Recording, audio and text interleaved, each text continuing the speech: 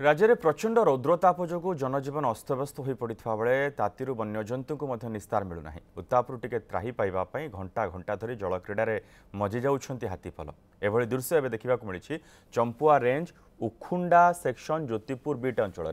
रूपाकुंड केमुंडिया काजू जंगल निकटस्थ एक पोखरी में आज 27 टिकिया हाथीपल जल क्रीड़ा करुवा देखा मिली छुआ हाथी हाथीपल जल क्रीड़ा करुवार मनोरम दृश्य को देखापी लोके सेठी भिड़ जमाई अनेक समय धरी हाथीपल पानी में बुड़ी रही देखा चंपुआ रेंज अंचल में 4टी ग्रुप्रे 53टी हाथी बुलूंट ताती रक्षा पाइबापी जल क्रीड़ा सारिबा परे पुणी निकटस्थ जंगल को फेरी जाउछन्ति हाथीपल वन कर्मचारी लगातार भाव हाथीपल गतिविधि पर नजर रखिंट पाटणा हाथीपल गाधौथिबार देखा मिली 27 टिकिया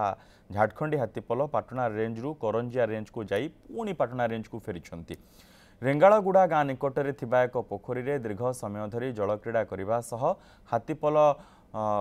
मजा करुवा देखा मिलता ए हाथीपल 9टी दंता हाथी थिबा बेले 11टी माई हाथी 7टी छुआ हाथी रही हाथीपल गाँ निकटरे घूरी बुलुथिबारु लोके भयभीत अवस्था रही वन विभाग हाथीपल गतिविधि उपरे नजर रखिछि।